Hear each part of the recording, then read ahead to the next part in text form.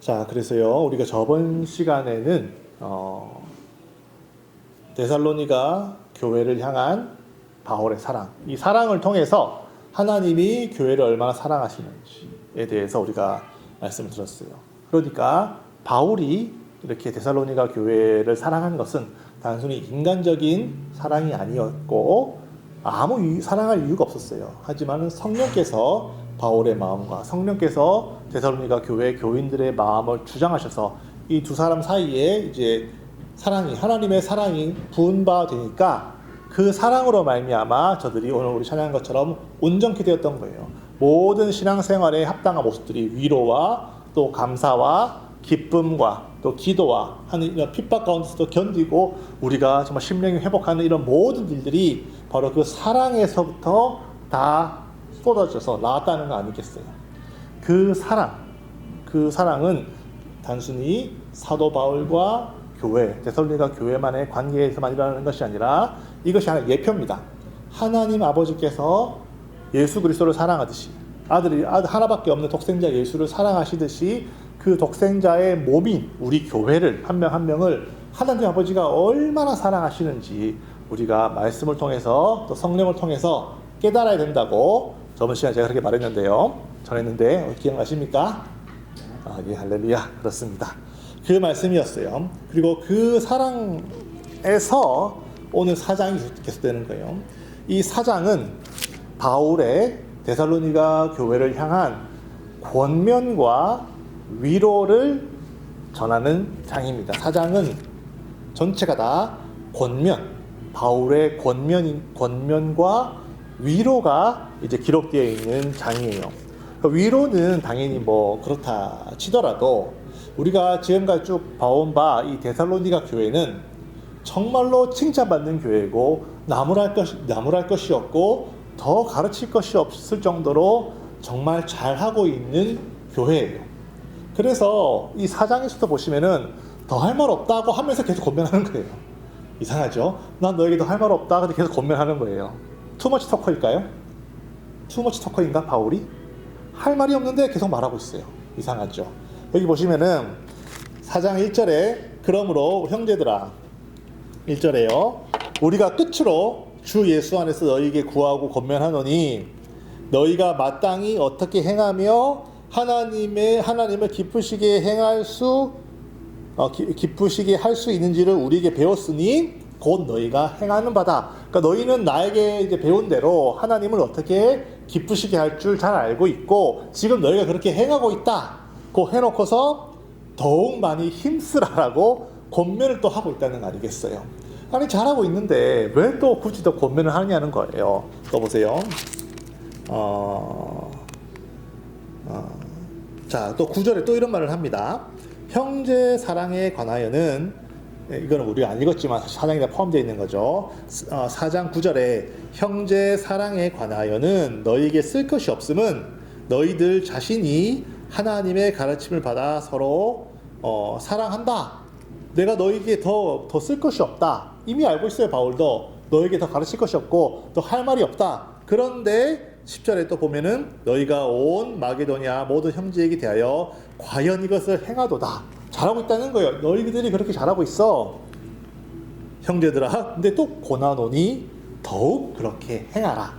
라고 바울이 또 한 번 또 그렇게 하고 있어요. 제가 이 말씀을 이게 읽으면서 준비하면서 제가 그런 생각이 들었습니다. 제 성격은 좀 그런 것 같아요. 예수 믿기 전에도 그랬지만은 그렇게 유순한 성격이 아니었습니다. 그렇게 착한 사람이 아니었고 지금도 그렇겠지만은 그래서 예를 들어서 이제 기억나는 것은 저희 집에서 이제 저녁밥을 먹고 나면 저희 어머니가 늘 하시는 말씀이 있어요. 기로야 공부해라. 어머니가 저녁을 먹고 나면 30분씩 공부해라. 항상 그런 말을 하셨어요. 그러다가 이제 30분쯤 지나면 이제 제가 만화책도 좀 보다가 TV도 좀 보다가 이렇게 공부를 하려고 몸을 딱 일으키는데 기로야 공부해라 그러면은 팍 그냥 공부하기 싫어져요. 아니 그렇지 않아도 공부를 하려고 했단 말이죠. 공부를 하려고 일어섰는데 어머니가 기로야 공부해라 그러면은 예 하려고 했어요 라고 하면 될 텐데 아니 내가 공부를 하려고 지금 가는 길에 기로야 공부해라 그러면 하다가 확 그냥 하기 싫어져가지고 마음이 삐뚤어져가지고요. 잘하고 있는 사람한테 하라 그러면요 더 하기 싫은 것이 인간의 마음 아니겠어요? 저만 그런가요? 여러분들 안 그러신가? 아, 되게 착하시네. 그런 거 아니겠어요? 잘하고 있는 교회에게 형제도 사랑하고, 잘하고 있는 교회에게 전도도 열심히 하고, 잘하고 있는 교회에게 기도도 해라고 하면은, 만약에 생각을 해보세요. 이 교회가 기도도 열심히 하고 있고, 전도도 열심히 하고 있고, 사랑도 열심히 하고 있는데, 그렇게 하라고 해서 기분이 만약에 확 나빠진다면, 과연 이 사람들은 하나님의 말씀에 순종하여서 잘하고 있는 것일까요? 아니면 자기의 의로서 잘하고 있는 것일까요?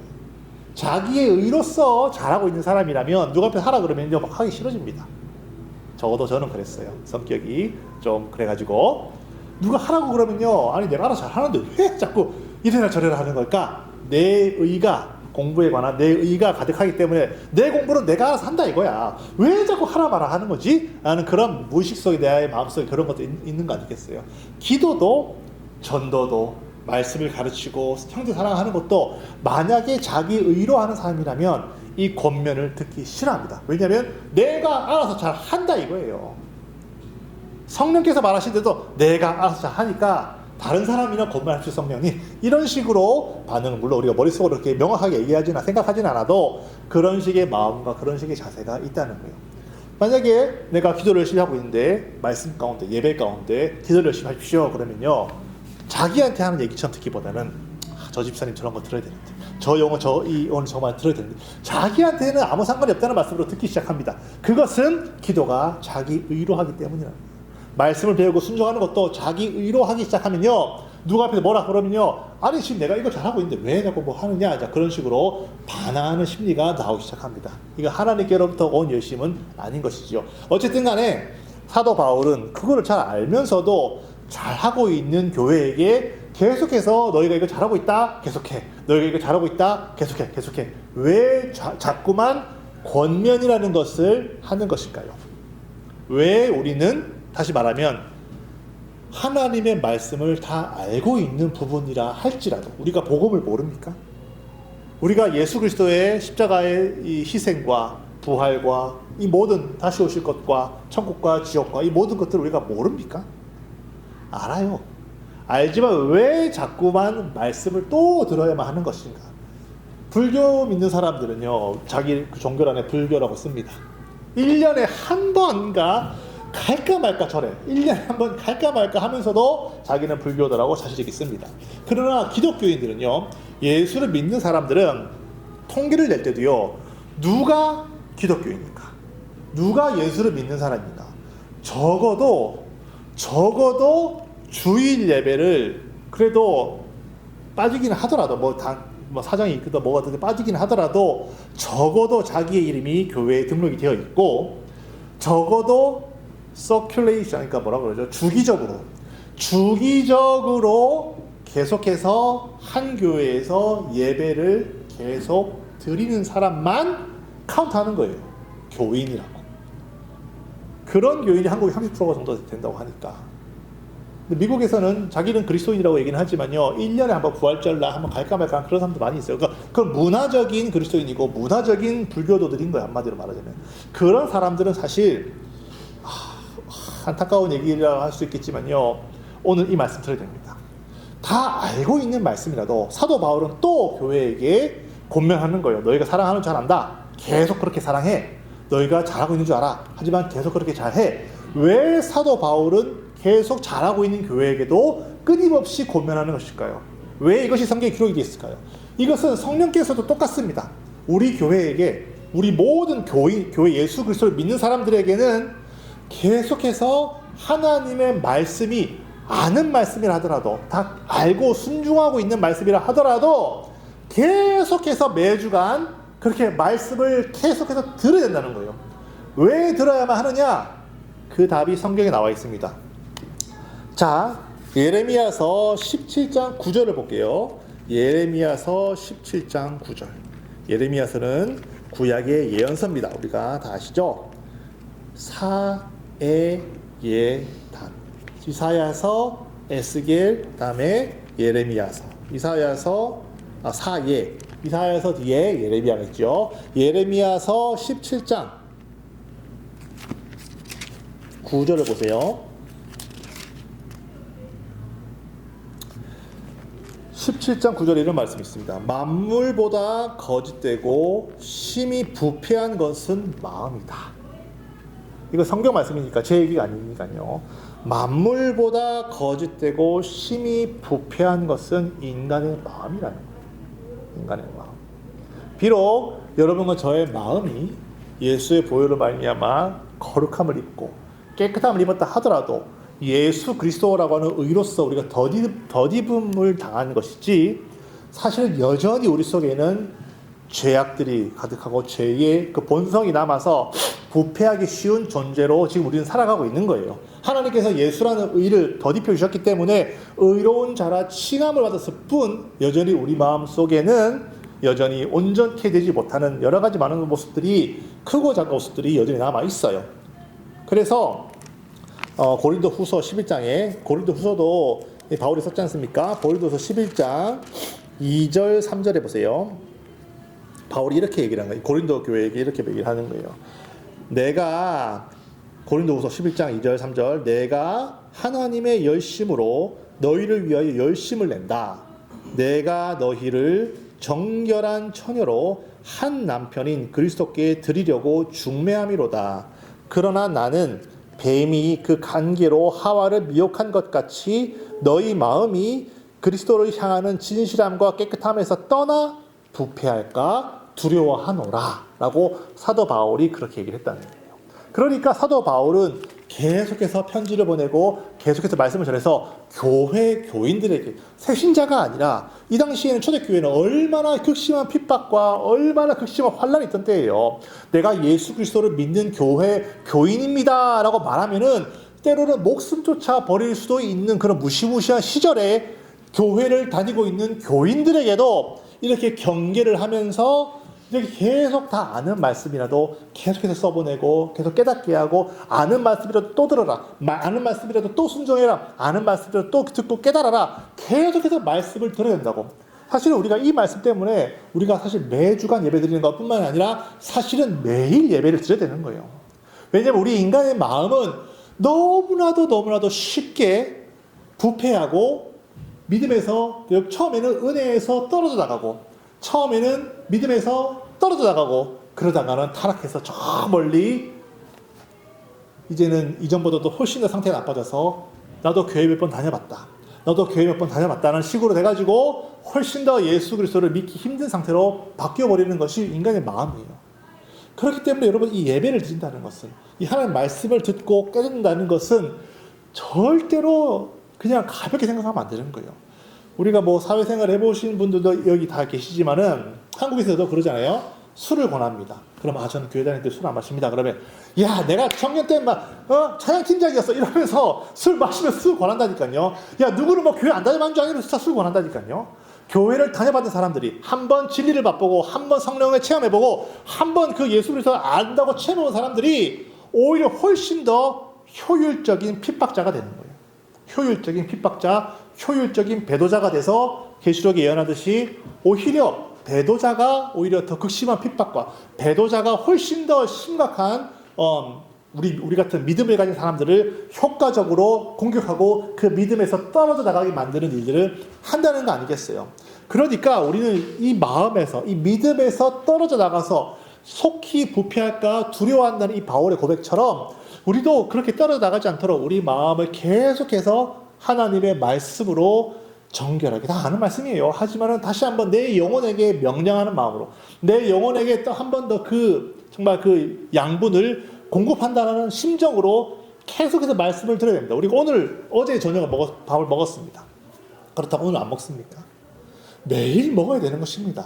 매일매일 먹어야 되는. 왜냐하면 우리의 마음은 그만큼 이 은혜를 잃어버리기에 너무나도 쉬운 존재가 되었기 때문에, 여러분, 오늘 내가 신앙생활을 열심히 하고 내가 오늘 정말 잘하고 있다고 해서 절대로 이 믿음이 아무 일도 안 하면 끝까지 갈 거라고 생각하지 마십시오.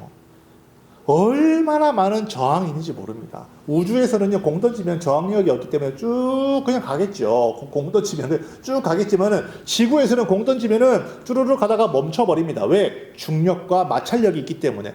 우리의 신앙도 마찬가지라는 거. 이 지구상에서는, 우리가 이 땅에서는 아무리 오늘 내가 열심히 막 한다고 하더라도 그것이 한 달이 지나고 1년이 지나고 5년이 지날 때 이 믿음이 과연 그대로 보존되고 오히려 성장할 것이냐, 아니면은 한때 내가 신앙생활 열심히 했지 라는 그런 과거의 아득아득한 과거의 이야기로 그냥 울고 먹으면서 내가 옛날에 뭐 해봤지, 내가 옛날에 뭐 전도 해봤지, 내가 옛날에 선교도 가봤지, 내가 옛날에 뭐 금식도 해봤지, 이런 옛날의 이야기로만 하고 오늘은 그저 다른 불신자들과 별반 차이 없는 그런 삶을 살 것인가.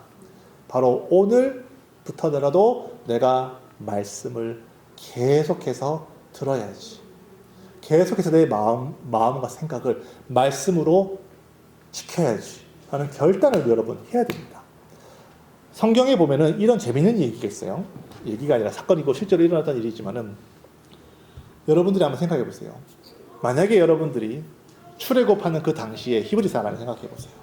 여러분 눈앞에 홍해가 다 있습니다. 홍해. 우리 산타모니카 해변에 가면은 바다 아시죠? 그런 바다가 쫙 있는 거예요. 바다를 건너가야 되는데 바다가 너무 있어요. 그리고 뒤에서는 이집트 군대, 애굽의 군대가 칼창을 들고 병차를 타고 막 나를 죽이려고 달려오고 있어요.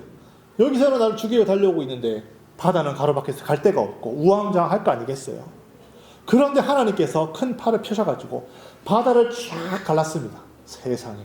그리고 그 바다를 내가 건넜어요. 이게 꿈이냐 생시냐, 바다를 건넜어요. 그러고 나서 애굽의 군대는 나를 따라오다가 그 바다가 다시 또 돼가지고 애굽의 군대는 그날에 다 수장돼서 죽어버렸습니다.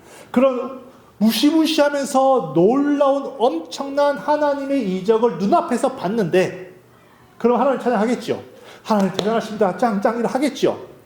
그랬던 이스라엘 백성들이 과연 며칠 만에 하나님 물 없다고 불평하고 모세를 죽여라 그러고 했을까요? 며칠 만에. 몇 년도 아니고 몇 주도 아니고 며칠 만에. 성경에 따르면 단 3일 만에. 그런 놀라운 이적을 여러분 눈앞에서 봤다고 생각해 보세요.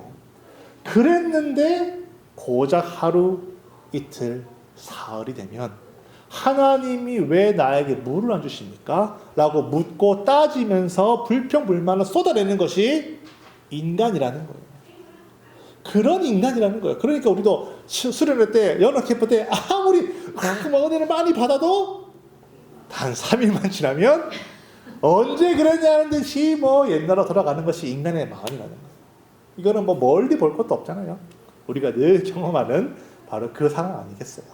마음 같아서는 캠프를 매주간 하고 싶은데 교회 예산상 그럴 수가 없고 여러 가지로 많은 문제가 있습니다만은 인간의 마음이 이렇다는 거예요. 그러니까 오늘 이 사도 바울이 잘하고 있는 교회에게 더 권면하는 이유는 오늘 너가 잘한다고 해서, 오늘 너가 사랑한다고 해서, 오늘 너가 말씀대로 산다고 해서 내일도 모레도 그럴 거라는 보장은 우리에게 없다는 거예요. 목사님도 타락하는 이 시대인데 누구라고 장담하게 하나님 나 걱정하지 마십시오. 나 절대로 타락하지 않고 나 절대로 변질하지 않습니다. 라고 말할 수 있는 사람은 단 하나도 없다는 거예요. 그렇기 때문에 우리는 날마다 바울이 데살로니가 교회의 교인들에게 했던 것처럼 하나님의 말씀, 여러분 잘 들으세요. 이제부터 하나님의 말씀으로 나의 영혼을 계속해서 깨끗하게 해서 내가 하나님이 보시기에 거룩한 의인으로 살아가야 된다는 거예요. 여기에 보면 오늘 본문에서는 음란을 버리고 또 거룩함과 존귀함으로 자기의 아내를 대할 줄 알고, 이 말은 일부일처럼 하라는 거예요. 그러니까 그 당시는 우리가 생각하는 것보다도 훨씬 이상으로, 여기서는 지금 보세요. 하나님 모르는 이방인과 같이 세욕을 따르지 말고 3절, 4절, 5절은 다 성에 관한 이야기예요. 왜냐하면은 이 당시에 이 로마 시대라고 하는 것은 우리가 지금 현대에 살고 있는 우리도 상상할 수 없을 만큼 성적으로 너무나도 문란하고 성적인 가치가 너무나도 땅에 떨어져 있던 시절이었어요. 공공연히 하던 시절입니다. 그러니까 우리가 지금 현재 살고 있는, 지금 우리가 보기에는요, 지금 현대가 상당히 도덕적으로나 그렇고 성적으로 특히 많이 타락한 것 같잖아요. 지금과는 비교가 안 될 때가 바로 로마 시대예요. 로마 시대. 그러니까 음란을 버리고 자기 아내를 진실, 그 아내뿐만 아니겠죠. 아내, 뭐, 남편은 괜찮나? 아니잖아요. 그러니까 자기 아내 대할 줄은 자기 남편 대한다는 것, 그렇게 진실함으로 속이지 말고, 치팅하지 말라는 거예요. 그러니까 바람 피지 말고, 공공연히 딴짓하지 말고, 공공연히 뭐, 이렇게 뭐 찾아가지 말고, 남색하지 말고, 결국에는 그 당시에는 상당히 성적으로 부도덕한 시절이었으니까 이런 예를 들었어요. 이것은 하나의 예일 뿐인 거예요. 나는 음란하지 않는데, 나는 바람 피지 않는데, 나는 색욕 없는데, 라고 말한다 하더라도 이걸로 만족하지 말라. 이거는 하나의 예일 뿐이라는 거예요. 하나님의 포커스는 하나하나 이런 것들이 아니고, 거룩함이라는 거룩함.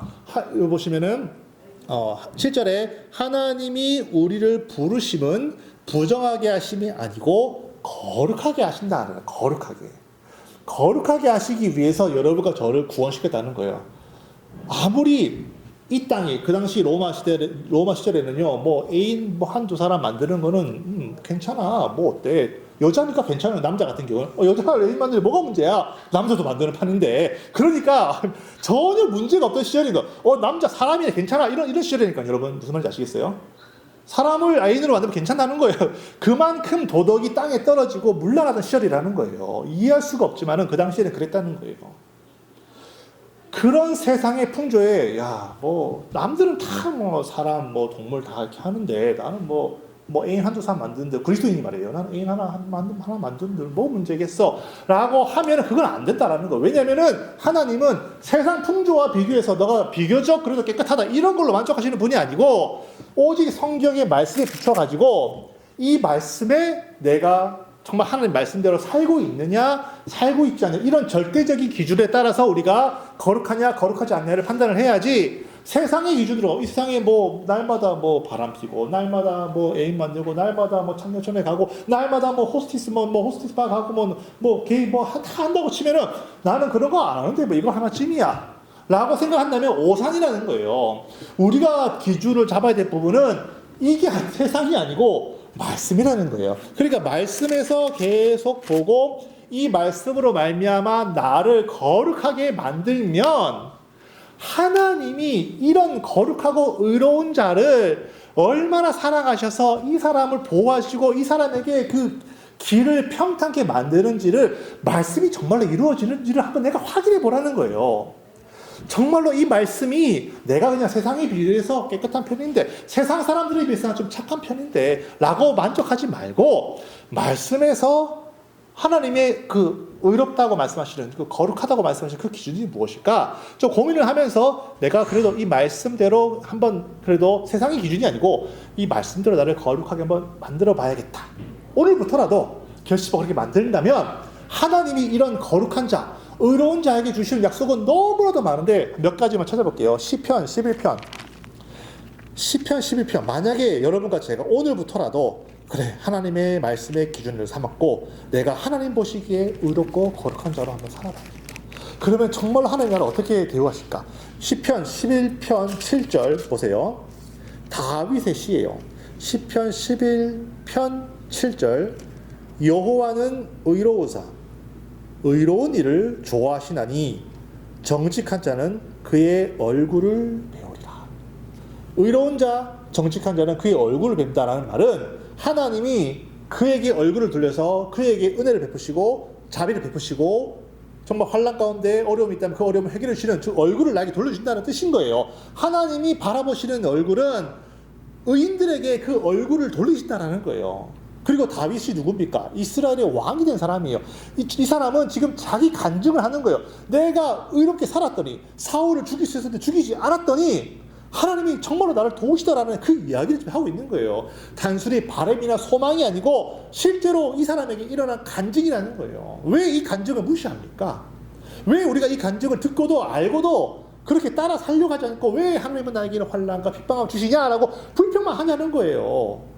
이 길이 있는데, 보세요. 또 이사야서 26장 7절에도 이런 표현이 있습니다. 26장 7절 이사야서, 의인의 길은 정직함이요 정직하신 주께서 의인의 첩경을 평탄케 하시도다. 그 의인의 길을 평탄하게 하신다고 성경이 그렇게 말을 하고 있지 않습니까? 하나님의 말씀에 비추어서 우리가 물론 그렇다고 말씀에 100%다 그렇게 신은 아니니까 예수님은 아니니까 우리가 그렇게 살 수는 없지만 세상의 기준으로 내가 뭐 그런 대로 나를 깨끗하게 살고 있는데로 만족하지 말고 정말로 내가 하나님의 말씀에 비추어서 하나님께서 하라고 하시는 대로 좀 팔복이 있는 그런 의로운 자로서 한번 나 스스로를 그렇게 한번 만들어 보세요. 우리가 다. 그러면 정말로 하나님께서 여러분과 저의 앞날을 정말로 평탄케 하는지 안 하는지를 한번 하나님이 정말로 말씀을 이루시는 분인지 한번 보자 이거예요. 한 살이라도 더 젊을 때, 한 살이라도 좀 더 어릴 때 하나님의 이런 정말 하나님의 성품에 하나님께서 하시는 이 일에 온전히 내 마음을 쏟아가지고 정말로 그분께서 의인의 길을 내가 정말 의인 그분의 보시기에 정말 의로운 자로서 겉만 의로운 것이 아니라 겉과 속이 정말로 예수의 말씀으로 하나님의 말씀을 정말 거룩해졌을 때 하나님이 정말로 나의 길을 평탄케 하는지 하지 아니하는지를 한번 보자. 한번 보자.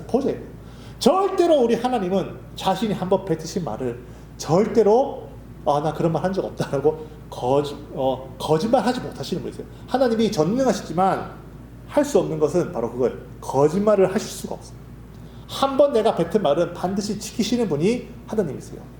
그러니까 왜 나에게 이런 어려움이 왜 나에게 물론 하나님의 뜻이 있을 수 있죠. 하나님의 계획이 있을 수 있죠. 그러나 우리 편에서 우리 쪽에서 할 수 있는 일은 하나님 내가 날마다 하나님의 말씀으로 내가 거룩하게 살기도 원합니다.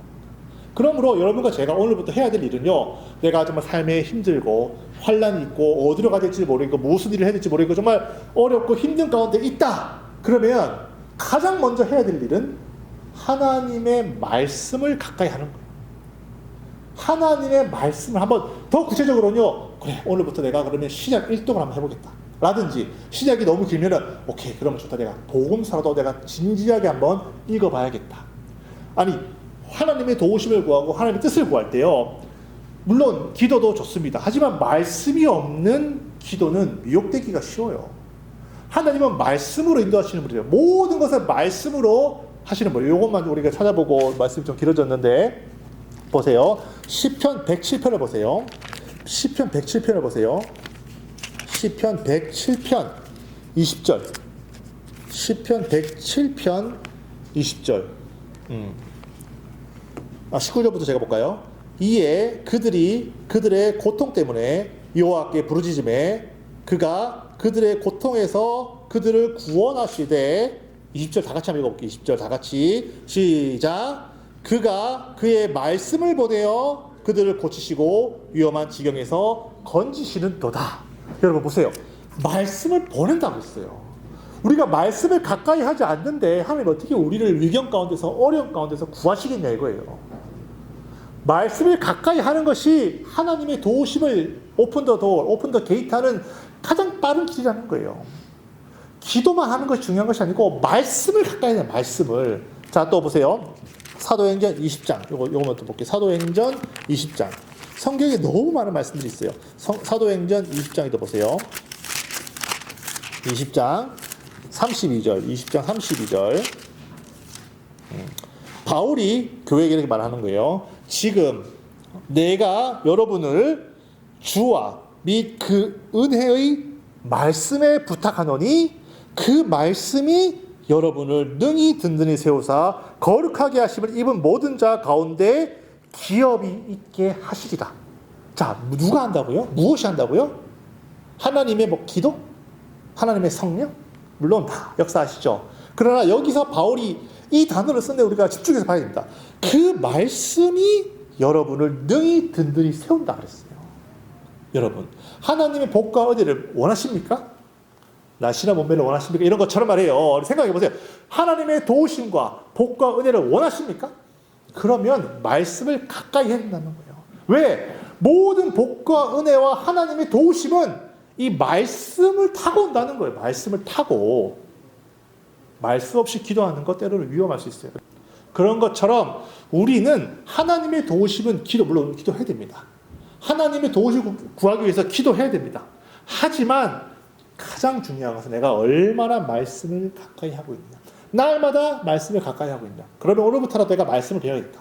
오늘부터는 내가 더 말씀을 깊이 해야겠다. 시작 일독해야겠다. 복음서라도 한번 읽어봐야겠다. 내가 말씀을 듣고 내 삶에 비추어서 어떻게 하면 내가 나를 거룩하게 만들면, 어떻게 하면 하나님께 나를 이렇게 의인의 그 첩경을 평탄하게 하시는지 한번 내가 내 눈으로 한번 보고 싶다. 다윗처럼 간증하고 싶다. 이런 마음이 생겨나기를 예수의 이름으로 축원합니다. 정말 말씀, 어렵고 힘든 날, 힘든 때일수록 여러분 말씀을 정말 가까이 하기를 정말 예수의 이름으로 축원합니다. 그 말씀이 여러분 든든하게 세울 것입니다. 정말 성령께서 역사하는 그 말씀이 여러분과 저를 든든하게 세우고 여러분의 일생을 지켜주실 것입니다.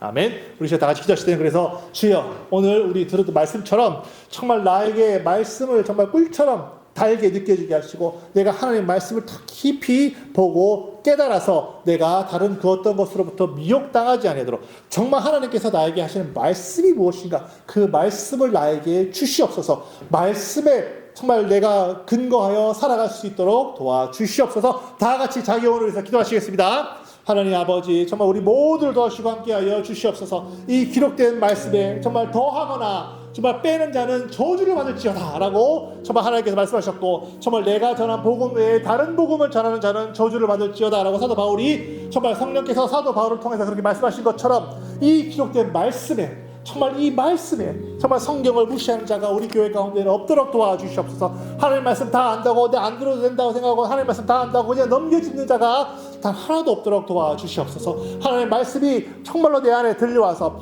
말씀이 나의 환난을, 정말 환난 가운데 있는 나를 일으켜 세우고, 말씀이 정말 나의 괴로움과 고통 가운데 나를 구원하며, 말씀이 정말 나의 정말 괴로운 상황과 나의 어려운 상황 가운데 정말 말씀이 나를 구원하는 체험, 말씀이 정말로 나를 정말 붙들어주는 체험. 그래서 하나님이 진실로 의인의 길은 정말 그 첩경을 평탄케 하시는도다라는 이 말씀이 정말로 우리 삶 가운데 이루어질 수 있도록 우리 영혼들 정말 주님께서 붙들으시고 성령으로 충만케 하여 주시옵소서. 하나님, 오늘 우리에게 주신 이 말씀을 결코 흘려듣지 아니하도록 아버지 정말 도와주시고 함께하여 주시옵소서. 복을 내려 주시옵소서. 복을 내려 주시옵소서. 말씀으로 복을 내려 주시옵소서. 아버지 도와주시고 함께하여 주시옵소서. 제가 기도하겠습니다. 하나님 아버지, 오늘 우리에게 정말 귀한 말씀 내려주셔서 감사합니다. 이 말씀을 내가 정말로 가까이, 내 사랑하는 말씀, 내 사랑하는 성경책, 정말 나의 가장 가까운 곳에 두고 날마다 말씀을 읽고 말씀을 묵상함으로 하나님께 주시는 모든 복과 은혜가 말씀을 통해서 내 삶 가운데 이루어지는 놀라운 체험, 정말 의인의 삶은 길은 하나님께서 평탄케 하신다는 그 간증이, 그 말씀이 온전히 이루어지는 우리 모든 성도들 되게 하여 주시옵소서. 감사드리고 예수님의 이름으로 기도하였습니다. 아멘.